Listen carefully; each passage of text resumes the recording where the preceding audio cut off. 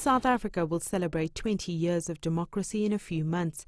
Nelson Mandela won't be around to see it, but his legacy will be remembered. Back in 1994, Mandela set the stage for reconciliation, redistribution and economic equality. While much has been achieved since then, South Africa has a long way to go. Rising economic inequality, high unemployment and poor service delivery still plague the country. The economic program that was adopted at the Madiba by Thabo Mbeki, that was done under Madiba's watch in 1996, was a very conservative macroeconomic program. And it did have some benefits. It had the benefit of achieving growth. It had the benefit of bringing down interest rates. It had the benefit of bringing down our debt. But what it also did is it increased unemployment, and it consistently increased economic inequalities over the last 20 years. Several economic plans have been unveiled in South Africa since Mandela first took office in 1994. None have been fully effective in addressing the wrongs of apartheid.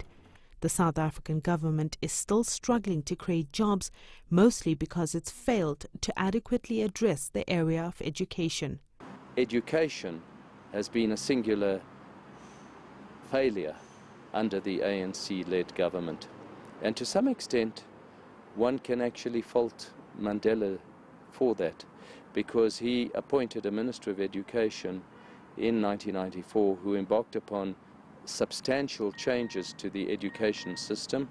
The National Development Plan is South Africa's new plan to address the unemployment crisis. The government itself has introduced or has passed a National Development Plan which is looking at running the economy over the next 20 years. And many of the issues that the National Development Plan tackles are in fact directly aimed at addressing the structural impediments to economic growth. But implementation has been slow thus far. This has led to growing discontent amongst the poor. There's been this discussion about the youth wage subsidy. Should we give a subsidy to employers to employ newly emerging graduates? Wonderful idea, I think. Is it likely to resolve all of our problems? No. But is it important to start giving young people training? Absolutely. Well, the unions are opposed to it. Why are they opposed to it? Well, they're opposed to it because what they fear is that businesses will employ young workers and get rid of the established work.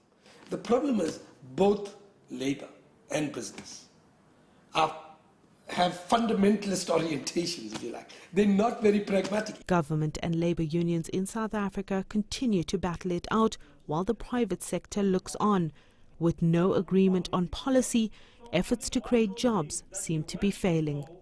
Nelson Mandela envisioned a free South Africa where all people would have education, jobs and healthcare. Sadly, this dream has yet to become a reality as millions remain marginalized. It will take some time before we see any progress from the National Development Plan. In the meantime, calls for a change in leadership are growing. Sumitra Nadu, CCTV, Johannesburg, South Africa.